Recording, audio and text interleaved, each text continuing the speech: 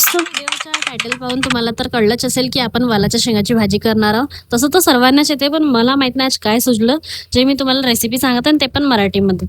तर चला स्टार्ट करूया.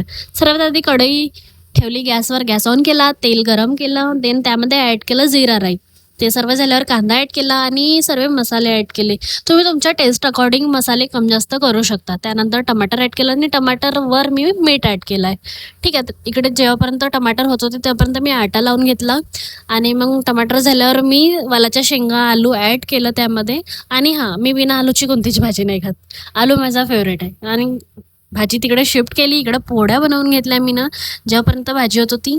आणि पोळ्या बनवण्यासाठी एक टिप्स आहे की तुम्हाला जर पोळी जास्त फुगवायची असेल तर सॉफ्ट आटा लावा जास्तीत जास्त. आता तुम्ही पाहू शकता व्हिडिओमध्ये की माझी पोळी किती छान फुगलेली आहे. सो आजच्यासाठी एवढंच. भेटूयात पुढल्या व्लॉगमध्ये. बाय. फॉलो करा व्हिडिओ आवडल्यास.